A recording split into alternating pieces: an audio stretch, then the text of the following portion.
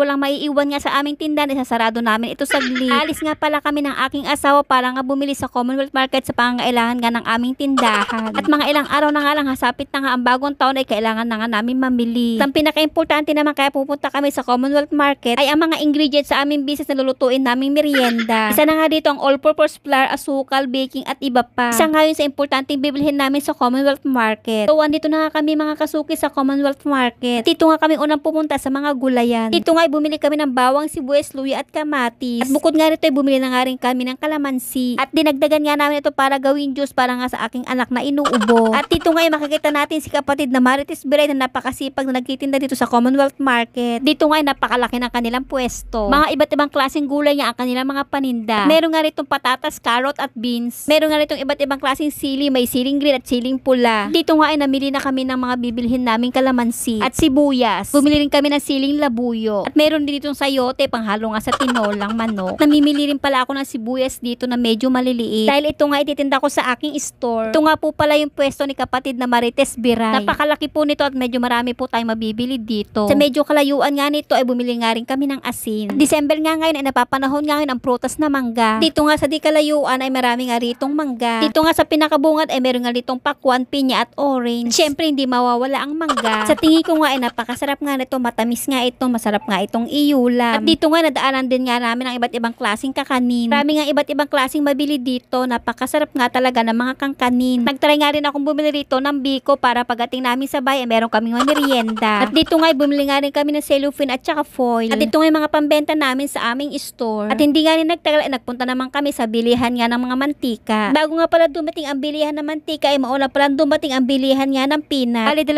kilong peanut nga ang binili namin dito. Hindi talaga namin kakalimutan ito dahil ito nga ay favorite ng aking mga suki. At ang next naman namin bibili ay ang mantika. At magluluto nga tayo ng adobong mani, kinakailangan nga ito ng maraming mantika. At ang next naman dito naman tayo sa bilihan ng mga tuyo. Iba't ibang klaseng tuyo nga ang makikita natin dito. Marami kasi naghahanap sa akin kung may tinda nga akong tuyo. At dito nga ay nakahanap na ako ng aming bibilhin. Namili na nga ako ito para sa aking ibebenta sa aking tindahan. Medyo marami nga akong binili rito para nga medyo matagal itong maubos. Ang next naman na pinuntahan namin ay ang bilihan nga ng mga all-purpose flour. At dito nga pala kami dalas bumili ng mga ingredients sa iluluto namin. Bumili nga pala kami rito ng all-purpose flour, asukal, baking at harina. Bali 2 kilong baking nga pala binili namin dito. Bumili nga rin kami ng harina pambenta namin sa aming tindahan. Iniwan nga muna namin saglit ang aming mga pinamili kay Bay. At dahil meron pa nga kaming bibilihin dito sa may taas, pag dinala pa nga namin ito baka mahirapan nga kami sa pagibit-bit. Dito nga sa dadaanan namin ay dito nga mga bilihan ng karne ng baboy. Dito naman kami madalas bumili ng ibebenta namin mga hotdog. At sa pagkatong ito ay makakabili na naman kami ng mga paninda namin ng mga hotdog. Isa nga rin ito sa mga hinahanap ng aking mga kasuki. Ito naman po yung mga frozen na aming mga pinamili. At dito nga'y oras na nga para nga kami ay umuwi. Dito naman sa kalsada marami nga tayo makikita mga bilihin. Sa mga kapatid po sa Iglesia ni Cristo, madadaanan po namin ito ang lokal ng Riverside. At ngayong araw po na ito ay pinagdiriwang nga po namin ang araw po ng pasalamat. Ang pagkapasalamat nga ay isang mabuti at kalugod-lugod na bagay na gawa ang pagkapasalamat sa Panginoon. Ang mga kaalim nga sa Iglesia ni Cristo bago nga matapos ang taon na ito ay pasalamat natin ang ating Panginoon Diyos. At kahit nga gaano katindi ang nararanasan nating hirap, mas marami pang dahilan para tayo ay magpasalamat. Shout out nga po pala sa mga taga-lokal ng Riverside. Ngayong araw nga na ito nagdiriwang tayo ng ating pasalamat. Maraming ang dahilan kung bakit nga kailangan natin magpasalamat sa Diyos. Una nga sa lahat, ito yung pagtanaw sa kabutihan ng Diyos sa ating lahat. Ang mga biyayang tinatanggap nga natin sa araw-araw. Kaya naman marapat lamang na makita sa atin ang pagkapasalamat at pagpupuri. Salamat at pauwi na nga kami dahil sarado nga ang aming tindahan. At tiyak nga ay nag-aantay sa akin ang aking mga kasuki. At huwag nga kayo mag-alala, pauwi na nga kami. Dala ko na nga rin ang aking mga pinamili. Okay, thank you for watching.